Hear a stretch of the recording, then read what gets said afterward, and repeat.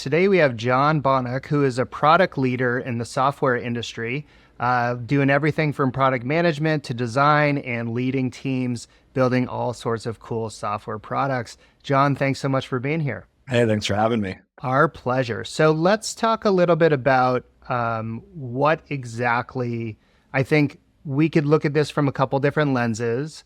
Obviously, you're leading product team, so I want to talk about that. But I think it'd be useful. Why don't we just talk about product management in general to start?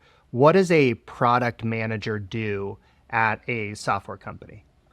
It's a good question. I have maybe a little bit of a different point of view on it, given that my background comes from really like product design. But I think as the environment's sort of evolving and people are having more skill sets and they have access to more things, you're seeing product managers really have either one or two sides of the business acumen is obviously the business side, but then really being able to have a design sense or a technical sense. And so really strong product managers tend to have not only the business acumen, but also the technical, whether it's front end or back end, and then the design side, really understanding sort of that human centered design approach. But ultimately, as I think about a product manager or anybody in product for that matter, is really understanding the jobs to be done. So you're working and learning with your customers and the market of what are the problems out there, what are the jobs to be done, and then you're really looking for solutions to alleviate those jobs. And so, to get a little bit more specific, what we're talking about is building software products, so apps, interactive websites, stuff like that. Anything else you can share about, some of the output of what product managers produce? Yeah, I think something that's really helpful when you're going into something like that, whether it's software or anything for that matter, is what I like to call a product brief. And so, just a simple, statement of who are you solving for, what are their problems, what's kind of their day in the life, and then what are some proposed solutions, and then what are the risks. And so, things that you think about from a risk perspective could be using the product. What are the risks there? What are the risks from a big business perspective? Like, what are the macro problems in the market? What are the micro problems that could happen? So as a product manager, really trying to put your arms around the problem, set it up for all the team to collaborate on, as well as with your customers, the people that you're solving for, and then iterate down and ultimately de-risk what that solution is that you're going to be working on. And so, as a product manager, are you more like captain of the ship, just organizing what's happening, planning? Are you coming up with the ideas for what the product should do? Are you physically designing anything in Photoshop or Figma? Are you writing code? Like, what does the actual work look like?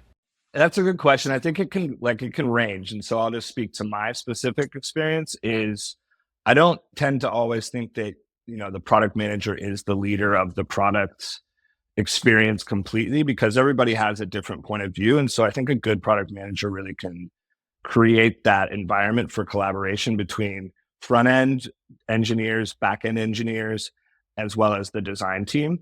And so the way that I like to think of that sort of trifecta, if you will, is you're all having a seat at the table. You're going to all have a little bit of a different point of view. The product manager's job is to really ground what it is you're all working on and ensure that everybody sort of stays aligned to that, hear all the different inputs and facilitate that collaboration, but ultimately push the thing along, right? You don't want to do what we call what is it, analyzing or Analysis paralysis. there you go. Exactly. And so different people can do that too. And so a big problem that you'll see is just oh, we could do this or we could do that. And you need somebody to kind of say, hey, this is good enough. We need to get more feedback externally. Let's get something out. We've all aligned on what this sort of, for lack of a better term, minimum viable thing is. And are we solving the job to be done enough? Let's go get feedback. And so I think a good product manager is also good at sort of saying, this is enough. Let's go get feedback and then let's iterate versus, spending 6 months in a vacuum and not understanding, are you even on the right track, right? It's like incremental getting towards the right trajectory and point versus, hey, we think that it's this. Let's just spend a whole bunch of time building towards that. And then you spent 6 months of everybody's time, put it out in the market, and then all of a sudden, it's not usable or people aren't actually, it's not solving the job to be done. So like instill that down, I would say a product manager's job is to really facilitate that collaboration. And one of those ways is to ground the source of truth in what it is y'all are working on and ensure everybody's aligned and you're iterating and getting constant feedback in that loop. Awesome. Yeah, great description of all of that. Let's talk about the education and sort of training side of this. What is your point of view on the education and or training that is required to step into a first product management role and have any level of shot at being the one that gets hired to do that? Yeah, that's a good question. I think, unfortunately, it's very hard for product managers to get their foot in the door initially because a lot of the companies are like, oh, I want a product manager that's had this many years of experience.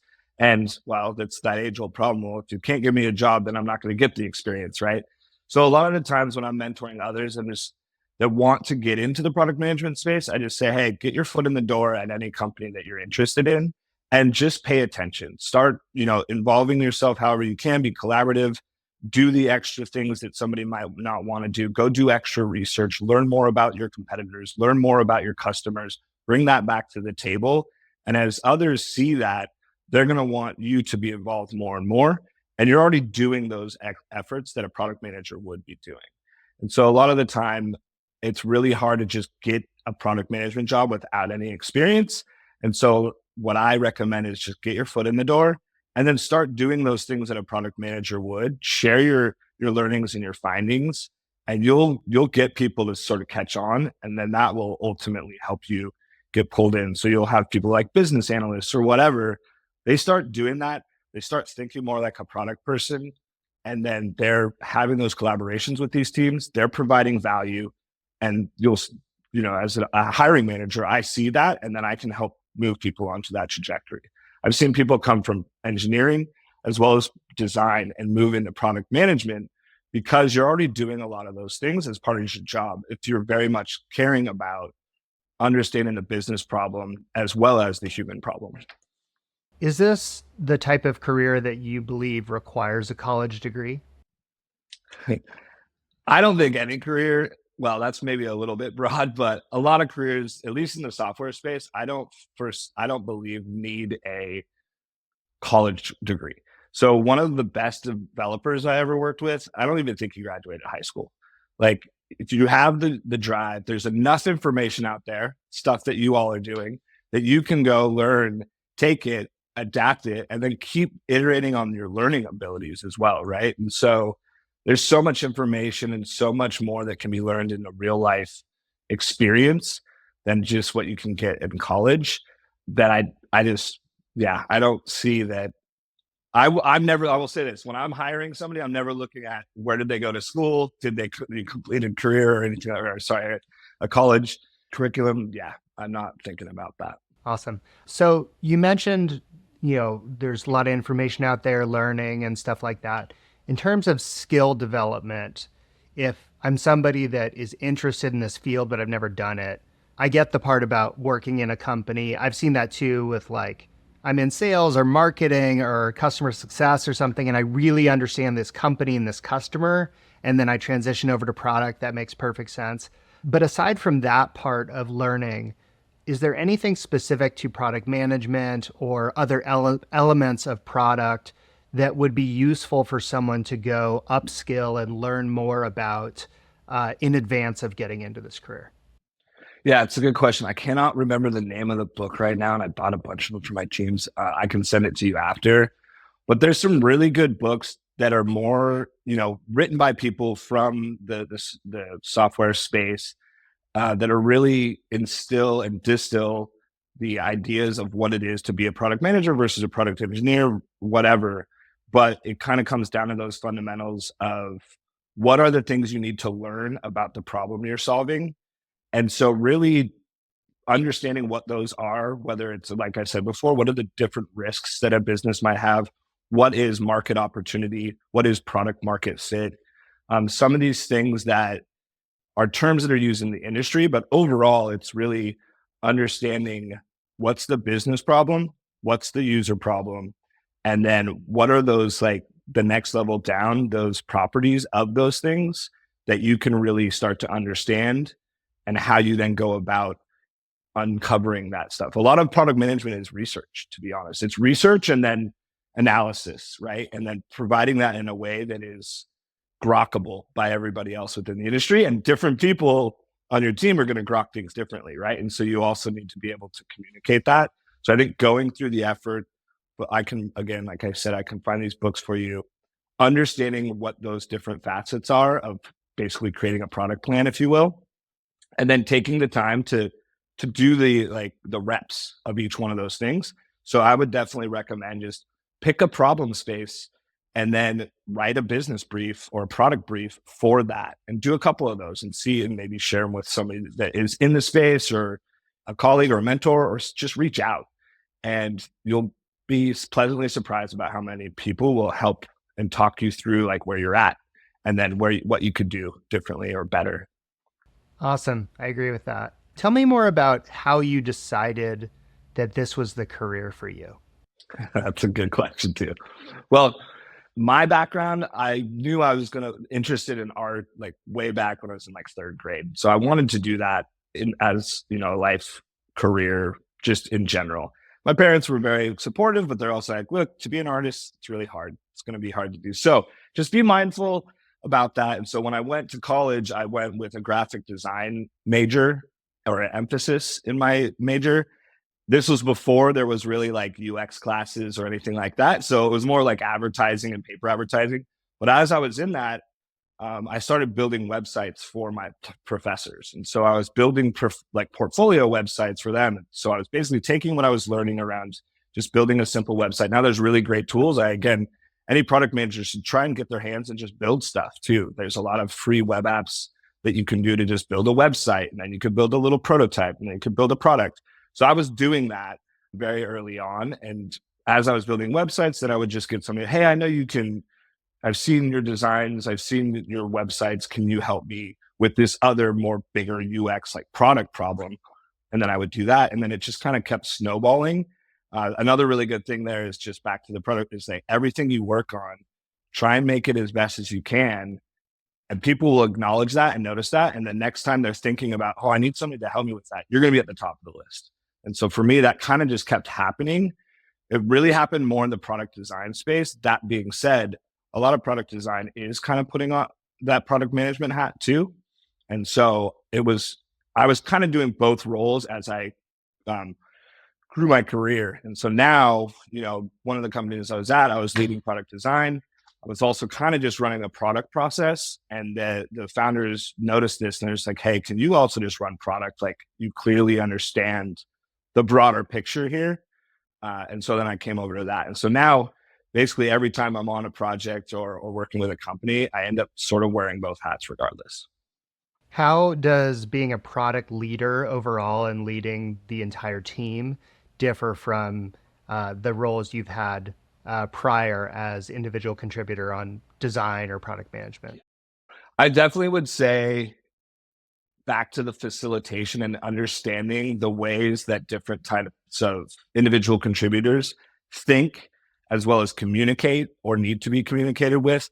And so back to just understanding and have some empathy of what's the day in their life, about how they think about solving the problem, what they want to bring to the table. Sometimes they might also want to stretch across. And so it's providing that safe space to have that collaboration, bringing it in when it needs to be brought in, right? To just like get the thing done.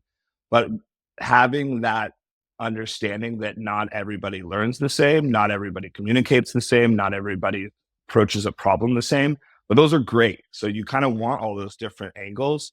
You just have to help sort of be that facilitator through that process. Did that get to sort of what you're asking? Okay, cool. Awesome. Probably the last question I have for you before we wrap up is about money.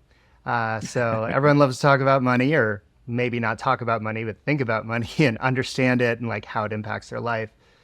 How would you say, I know it's a difficult question to answer, but how would you say that this career broadly of product management, product leadership sort of ranks in terms of being a lucrative career in business or in the software industry?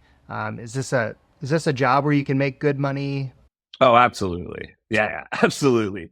I think I wouldn't say it's one of the tops. I mean, engineers, that's a pretty good role too. But I think, in really, this is going to be kind of a cop out answer, but in any sort of profession, especially in the software industry, there's good money to be made, right? And it all really comes down to a couple things. One, how good are you? How much are you bringing to the table? How much do you continue wanting to learn, grow, adapt? I think being able to adapt is massive for a product manager, but really anybody in the software space because it moves so quickly. So if you have all those facets, you're going to be able to continue to climb the ranks in making the money. But your base is going to be really good starting out. If you can get in there, and then sky's kind of the limit, right? Like there's some massively high paying gigs, especially in this new AI space. People are looking for people that are really just good, efficient, adaptable. And if you can be those things while also bringing the value in your specifications, you're gonna have people willing to pay top dollar right now because talent is what you're looking for. And in this space, it's kind of the number one thing you need at a company, right? And you want to kind of, raise all boats, right? So you want to have as high level as possible. And so a lot of, I think, businesses, especially in the software space, they know that. And so they're looking for talent. They're willing to pay for it. Fantastic. Well, thanks for sharing all of that. Anything that I didn't ask that you feel like is a must that we should cover? Any parting words you want to share? Yeah, I mean, I think we kind of covered it, but something I like to think about is, especially in this space around collaboration and stuff, like don't just think about putting yourself in the lane of a product manager and you only do these things. Like it can be pretty wide. Understand what your core things that you need to bring to the table, but you're only going to be stronger if you understand a little bit about what engineering happens and technical stuff, or what the design process is and how design sort of plays. The more you can at least understand those lanes as well, the stronger you're going to be in the product management space because you can speak the language, you can facilitate better. So I would say be mindful of that and not just be so focused on being like an MBA that just knows business stuff. You're going to be a stronger product leader if you really understand those other facets. Yeah, I think it's great advice. I will add very quickly that I always ask my product leader is one of the first people I go to when thinking about what should we do with the business. Yeah, right? Like what exactly. product should we build? What market should we enter? Like how should we price things? Should we do this? What's the competition like? All of those things. You want to be that holistic thought leader for the top executives in the company because we're building and selling products. That's what we're doing. Yeah. And to do that, you need to understand, not only internally, but externally what's going on and to be more convicted in what you're doing. And again, back to like de-risking things, right? It's all that research analysis and then execution. Awesome. Well, John, thanks so much for your time today. This was awesome. And appreciate it. Awesome. Thanks so much. Take care.